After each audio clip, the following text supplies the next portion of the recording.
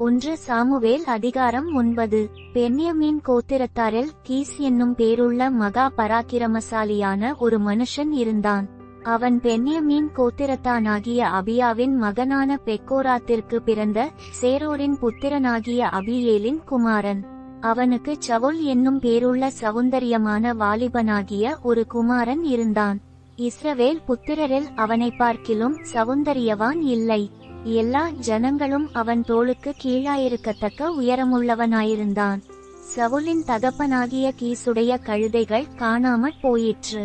ஆகையால் கீஸ் தன் குமாரனாகிய சவுலை நோக்கி, நீ வேலைக்காரரில் ஒருவனை கூட்டிக் கொண்டு கழுதைகளை தேட புறப்பட்டு போ என்றான்.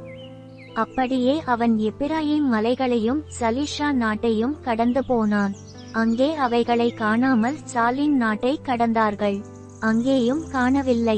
பென்யமீன் நாட்டை உருவ கடந்தும் அவைகளை காணவில்லை. அவர்கள் சூப் என்னும் நாட்டிற்கு வந்தபோது சவுல் தன்னோடிருந்த வேலைக்காரனை நோக்கி, என் தகப்பன் கழுதைகளின் மேலுள்ள கவலையை விட்டு நமக்காக கவலைப்படாதபடிக்கு திரும்பி போவோம் வா என்றான். அதற்கு அவன், இதோ இந்த பட்டணத்திலே தேவனுடைய மனுஷன் ஒருவர் இருக்கிறார். அவர் பெரியவர். அவர் சொல்லுகிறதெல்லாம் தப்பாமல் நடக்கும். அங்கே போவோம். ஒருவேளை அவர் நாம் போக வேண்டிய நம்முடைய வழியை நமக்கு தெரிவிப்பார் என்றான். அப்பொழுது சவுல் தன் வேலைக்காரனை பார்த்து, நாம் போனாலும் அந்த மனுஷனுக்கு என்னத்தை கொண்டு போவோம்?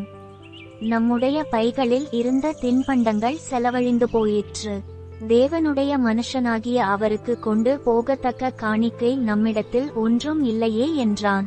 அந்த வேலைக்காரன் பின்னும் சவுலை பார்த்து, இதோ என் கையில் இன்னும் 1/4 சேக்கல் வெள்ளியிருக்கிறது.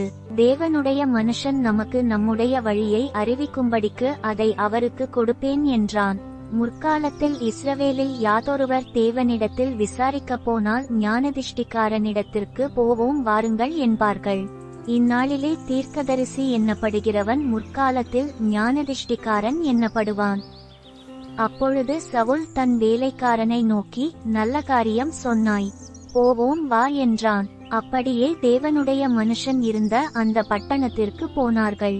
அவர்கள் பட்டணத்து மேட்டின் வழியாய் ஏறுகிறபோது தண்ணீர் எடுக்க வந்த பெண்களைக் கண்டு, ஞானதிஷ்டிக்காரன் இங்கே இருக்கிறாரா என்று அவர்களை கேட்டார்கள். அதற்கு அவர்கள், இருக்கிறார். இதோ உங்களுக்கு எதிரே இருக்கிறார். தீவிரமாய் போங்கள். இன்றைக்கு ஜனங்கள் மேடையில் பலியிடுகிறபடியினால் இன்றைய தினம் பட்டணத்திற்கு வந்தார். நீங்கள் பட்டணத்திற்குள் பிரவேசித்தவுடனே அவர் மேடையின் மேல் போஜனம் பண்ணப்போகிறதற்கு முன்னே அவரை காண்பீர்கள். அவர் வருமட்டும் ஜனங்கள் போஜனம் பண்ண மாட்டார்கள். பலியிட்டதை அவர் ஆசிர்வதிப்பார். பின்பு அழைக்கப்பட்டவர்கள் போஜனம் பண்ணுவார்கள். உடனே போங்கள். இந்நேரத்திலே அவரை கண்டு கொள்ளலாம் என்றார்கள். அவர்கள் பட்டணத்துக்கு போய் பட்டணத்தின் நடுவே சேர்ந்தபோது, இதோ சாமுவேல் மேடையின் மேல் ஏறி போகிறதற்காக அவர்களுக்கெதிரே புறப்பட்டு வந்தான். சவுல் வர ஒரு நாளுக்கு முன்னே கர்த்தர் சாமுவேலின் காது கேட்க, நாளை இந்நேரத்திற்கு பென்யமீன் நாட்டானாகிய ஒரு மனுஷனை உன்னிடத்தில் அனுப்புவேன். அவனை என் ஜனமாகிய இஸ்ரவேலின் மேல் அதிபதியாக அபிஷேகம் பண்ண கடவாய். அவன் என் ஜனத்தை பெலிஸ்தரின் கைக்கு நீங்களாக்கி ரட்சிப்பான். என் ஜனத்தின் முறையிடுதல் என்னிடத்தில் வந்து எட்டினபடியினால் நான் அவர்களை கடாட்சித்தேன் என்று வெளிப்படுத்தியிருந்தார். சாமுவேல் அவர்களை கண்டபோது கர்த்தர் அவனிடத்தில், இதோ நான் உனக்கு சொல்லியிருந்த மனுஷன் இவனே. இவன்தான் என் ஜனத்தை ஆளுவான் என்றார். சவுல் நடுவாசலிலே சாமுவேலிடத்தில் வந்து, ஞானதிஷ்டிக்காரன் வீடு எங்கே சொல்லும் என்று கேட்டான். சாமுவேல் சவுலுக்கு பிரதியுத்தரமாக, ஞானதிஷ்டிக்காரன் நான்தான். நீ எனக்கு முன்னே மேடையின் மேல் ஏறிப்போ. நீங்கள் இன்றைக்கு என்னோடே போஜனம் பண்ண வேண்டும். நாளை காலமே நான் உன் இருதயத்தில் உள்ளது எல்லாவற்றையும் உனக்கு அறிவித்து உன்னை அனுப்பி விடுவேன். 3 நாளைக்கு முன்னே காணாமற்போன கழுதைகளை பற்றி கவலைப்பட வேண்டாம். அவைகள் அகப்பட்டது. இதல்லாமல் சகல இஸ்ரவேலின் அபேட்சையும் யாரை நாடுகிறது? உன்னையும் உன் வீட்டார் அனைவரையும் அல்லவா என்றான். அப்பொழுது சவுல் பிரதியுத்தரமாக, நான் இஸ்ரவேல் கோத்திரங்களிலே சிறிதான பென்யமீன் கோத்திரத்தான் அல்லவா? பென்யமீன் கோத்திரத்து குடும்பங்களிலெல்லாம் என் குடும்பம் அற்பமானது அல்லவா? நீர் இப்படிப்பட்ட வார்த்தையை என்னிடத்தில் சொல்வானேன் என்றான்.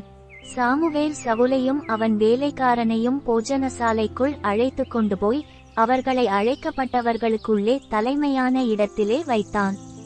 அழைக்கப்பட்டவர்கள் ஏறக்குறைய 30 பேராயிருந்தார்கள். பின்பு சாமுவேல் சமையற்காரனை பார்த்து, நான் உன் கையிலே ஒரு பங்கை கொடுத்து வைத்தேனே, அதை கொண்டு வந்து வை என்றான். அப்பொழுது சமையற்காரன் ஒரு முன்னந்தொடையையும் அதனோடிருந்ததையும் எடுத்துக்கொண்டு வந்து அதை சவுலுக்கு முன் வைத்தான். அப்பொழுது சாமுவேல், இதோ இது உனக்கென்று வைக்கப்பட்டது, இதை உனக்கு முன்பாக வைத்து சாப்பிடு. நான் ஜனங்களை விருந்துக்கு அழைத்தது முதல் இதுவரைக்கும் இது உனக்காக வைக்கப்பட்டிருந்தது என்றான். அப்படியே சவுல் அன்றைய தினம் சாமுவேலோடே சாப்பிட்டான். அவர்கள் மேடையிலிருந்து பட்டணத்திற்கு இறங்கி வந்த பின்பு அவன் மேல் வீட்டிலே சவுலோடே பேசிக் கொண்டிருந்தான். அவர்கள் அதிகாலமே கிழக்கு வெளுக்கிற நேரத்தில் எழுந்திருந்தபோது சாமுவேல் சவுலை மேல் வீட்டின் மேல் அழைத்து, நான் உன்னை அனுப்பிவிடும்படிக்கு ஆயத்தப்படு என்றான். சவுல் ஆயத்தப்பட்டபோது அவனும் சாமுவேலும் இருவருமாக வெளியே புறப்பட்டார்கள். அவர்கள் பட்டணத்தின் கடைசி மட்டும் இறங்கி வந்தபோது சாமுவேல் சவுலை பார்த்து, வேலைக்காரனை நமக்கு முன்னே நடந்து போகச் சொல் என்றான். அப்படியே அவன் நடந்து போனான். இப்பொழுது நான் தேவனுடைய வார்த்தையை உனக்கு தெரிவிக்கும்படிக்கு நீ சற்றே தரித்து நில் என்றான்.